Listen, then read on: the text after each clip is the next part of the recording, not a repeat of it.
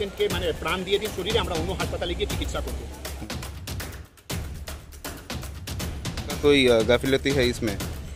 पूरा गलती है, एकदम 100% पूरा गलती। এক রোগীর মৃত্যুকে কেন্দ্র করে উত্তেজনা পরিস্থিতি তৈরি হয় এবং যেমনটা অভিযোগ ওঠে, হাসপাতালের কর্তৃপক্ষ যেমনটা অভিযোগ করে যে বিজেপি নেতা সেখানে কার্যত গিয়ে চিকিৎসকদের হেনস্থা এবং আইসিইউ এর মতো একটা গুরুত্বপূর্ণ জায়গা সেখানে গিয়ে ভাঙচুর চালায় এবং সেই খবর আমরা দেখেছি গতকালই। এবং সেই হাসপাতালেই একদিকে যখন বিজেপি নেতা তিনি আইসিইউ এর মতো জায়গায় গিয়ে ভাঙচুর করছেন, সেখানে কিন্তু আজকে দেখা যাচ্ছে বেনজির ছবি। সেখানে হুগলি জেলা পরিষদের শিক্ষা এবং তথ্য সংস্কৃতি দপ্তরের কর্মাধ্যক্ষ ডক্টর সুবীর মুখোপাধ্যায় আজকে গিয়ে তিনি তার যে মাসিক যে রয়েছে সাম্মানিক 2 মাসের সাম্মানিক তিনি এই শ্রমজীবী হাসপাতালকে দিয়ে তাদের পাশে থেকেছে।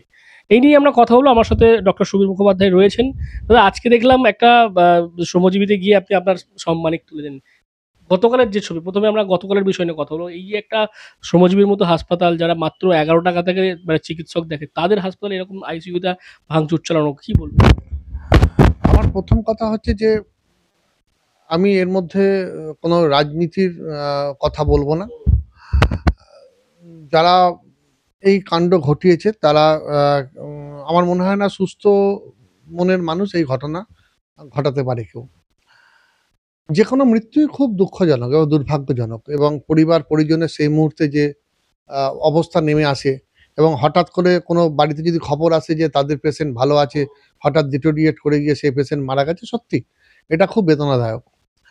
কিন্তু তার জন্য যদি চিকিৎসক কোনো ভুল করে বা হাসপাতাল কর্তৃপক্ষ কোনো ভুল করে, তাহলে তার জন্য কি আছে, তার জন্য সে সিএমইউ সাহেবকে বলবে। সিএমইউ সাহেব সেখানে একটা তদন্ত কমিটি করবে, তদন্ত করে দেখবে যে সেখানে হাসপাতাল বা ডাক্তারবাবুর কোনো গাফিলতি ছিল কিনা। যদি থাকে তাহলে নিশ্চয়ই তার বিরুদ্ধে প্রশাসন ব্যবস্থা নেবে।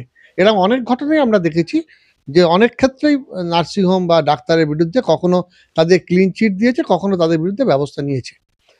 কিন্তু একটা ঘটনা ঘটার পর আইসিইউর মধ্যে ঢুকে সেখানে অনেক পেশেন্ট আছে, এবং সেই পেশেন্টরা তারা মুমূর্ষু পেশেন্ট, সেখানে লাইভ করছে, উন্মত্ত আচরণ করছে, ভাঙচুর করছে।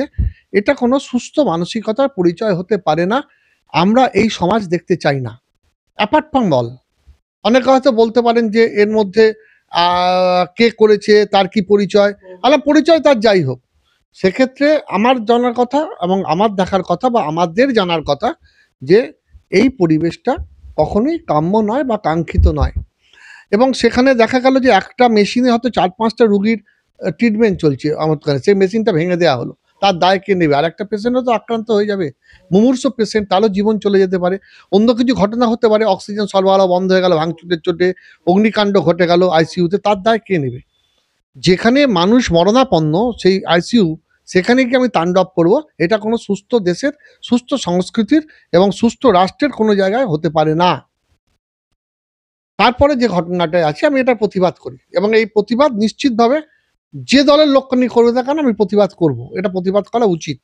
বাড়ি হোক কিংবা অফিস, কিচেন হোক কিংবা বাথরুম, সবকিছুই মনের মতো করে সাজাতে আজই আসুন আল আমিন মার্বেল হাউস। এখানে নামি দামি এবং গুণগত সম্পন্ন মানের টাইলস, মার্বেল এবং গ্রানাইটে রয়েছে প্রচুর সম্ভার। আমাদের ঠিকানা আল আমিন মার্বেল হাউস, গ্রাম মুকুন্দপুর, পোস্ট মশাট, জেলা হুগলি, পিনকোড 712701। আমাদের কন্ট্যাক্ট নাম্বার 7319093272, এছাড়া 7063845499।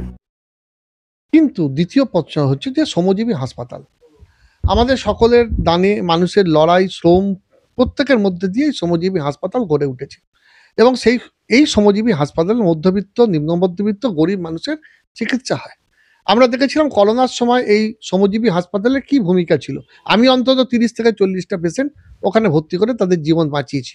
হয়তো 2-1টা ক্ষেত্রে বাঁচাতে পারা যায়নি, তাদের হয়তো সেই করোনার কারণে সেই সময় মৃত্যু হয়েছিল, কিন্তু সেই সময় এই হাসপাতালের ভূমিকা ছিল, এবং তারা এই সময় অন্তত সরকারি এতে অনেক কিছু রুগীকে তখন তারা দেখেছিল, মানে এতে। এবং এই যে ক্ষেত্রে এবং এর পরবর্তীকালে আমরা এই হসপিটালে দেখেছি যে অনেক দুরারোগ্য ব্যাধির ট্রিটমেন্ট হচ্ছে, অনেক রেয়ার অপারেশন হচ্ছে, এবং হাসপাতালের নিজস্ব ব্লাড ব্যাঙ্কও তৈরি করেছে, এবং সেই ব্লাড ব্যাঙ্কের ব্লাড কালেকশনের যে গাড়িটা, সেটা আমাদের মাননীয় সাংসদ কল্যাণ বন্দ্যোপাধ্যায় তিনি তার সাংসদ কোটা থেকে তিনি প্রদান করেছেন। এই হাসপাতালটা তাহলে প্রান্তিক মানুষ, শ্রমজীবী মানুষ, খেটে খাওয়া মানুষ, তাদের জন্য সকলের শ্রম আছে এবং বহু মানুষ নীরবে এখানে দান করেছে, সকলের দানে। সুতরাং এখানে কোনো মালিকানা নেই এবং এটা কোনো সরকারিও নয়, সকলের মিলে একটা প্রতিষ্ঠানকে একটা এগিয়ে নিয়ে গেছে এবং বেলুর শ্রমজীবী থেকে আমাদের শ্রীরামপুর শ্রমজীবী হয়েছে এবং বর্তমানে হরিপাল শ্রমজীবীর একটা ইউনিট 30 বেডের চালু হয়েছে। তাহলে এই হাসপাতালে ভাঙচুর করে কাদের ক্ষতি করা হলো, কাদের ক্ষতি করা হলো? এবং এই হাসপাতাল তো কোনো ব্যক্তি মালিকানা নয়, এই হাসপাতাল সরকারি কোনো এতে চলে না, কোষাগারের অর্থে চলে না। তাহলে সমস্ত মানুষ এই হাসপাতালে দান করেন, বহু মানুষ আছেন যারা নীরবে সলবে ইট গাঁথেন, কাজ করেন, এইভাবে নার্সিংহোমটাকে তিলে তিলে তৈরি করেছেন হাসপাতালটাকে। এবং সেই জন্য আমার মনে হয়েছে যে গতকাল যারা নার্সিংহোমে ঢুকে তাণ্ডব চালিয়েছে এবং যারা এই মেশিনকে ভেঙেছে, সেই মেশিনগুলোকে আবার তৈরি করতে হবে। আমি আজকেই শুনছিলাম যে বলুন তো 11 টাকায় ওখানে আউটডোরে ডাক্তার দেখানো হয় এবং তারা কলকাতার নামজাদা ডাক্তার আসে। আমি শুনছিলাম নেফ্রোলজির ডাক্তারের প্রতি সপ্তাহে 60 থেকে 70টা রুগী হয়, তার সঙ্গে নিউরোলজি আছে, কার্ডিওলজি আছে, অর্থোপেডিক আছে, এমনি ওখানে যারা আমাদের সার্জিক্যাল ডাক্তার তারা আছেন। তাহলে 11 টাকার বিনিময় এবং বাকি টাকাটা ভর্তুকি এই শ্রমজীবী হাসপাতাল বিভিন্ন মানুষের থেকে চাঁদা তুলে সেটা বহন করেন ডাক্তারবাবুদের, যে সাংবাদিক বলুন বা ভিজিট বলুন যেটা।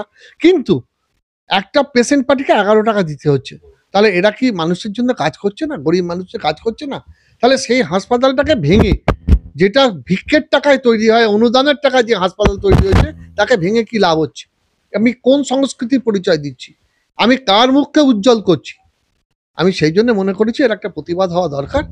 আমার জেলা পরিষদের আমি একজন কর্মাধ্যক্ষ এবং মেন্টর হিসাবে আমি একটি সাংবাদিক পাই, সেই সাংবাদিকের গত 2 মাসের যে সাংবাদিকের অর্থ আজকে আমি চেকে আমি হাসপাতাল কর্তৃপক্ষের হাতে তুলে দিয়ে এসেছি। এবং এই মধ্যে আমি বার্তা পৌঁছতে চেয়েছি যে হাসপাতাল কখনো ভাঙতে নেই, হাসপাতালকে আরো উন্নত করতে হয়, হাসপাতালকে রক্ষা করতে হয়, রুগীদের রক্ষা করতে হয়। নিশ্চয়ই আমার দুঃখ থাকবে, বেদনা থাকবে, প্রিয়জন থাকবে, তার জন্য সরকার আছে, প্রশাসন আছে। নির্দিষ্ট দপ্তরে অভিযোগ করলে একটা সময় নিশ্চিতভাবে আমরা হয়তো ফল পাবে। যদি কোনো জায়গায় ডাক্তার বা হাসপাতাল কোনো জায়গায় কর্তব্যে গাফিলতি করে, নিশ্চিতভাবে প্রশাসন তাদের আছে, আইন আছে, সব আছে। কিন্তু আইনকে নিজের হাতে তুলে নিয়ে আর 5টা রোগীকে বিপন্ন করে একটা গরিব মানুষের হাসপাতালকে এইভাবে বিনষ্ট করে, আমার মনে হয় যে আখেরে কোনো লাভ হয় না এবং এটা কোনোভাবেই কোনো সুস্থ সংস্কৃতির পরিচয় হতে পারে না। এটা একটা বিকৃত সামাজিকতার পরিচয়। তখন কথা বলছিলাম ডক্টর সুবীর মুখোপাধ্যায়ের সঙ্গে। তিনি যেমনটা পাশে দাঁড়িয়েছেন আমরা দেখেছি নিজে, আজকেই তিনি কিন্তু 2 মাসের সাম্মানিক তুলে দিয়েছেন বেলুর শ্রমজীবীর হাতে।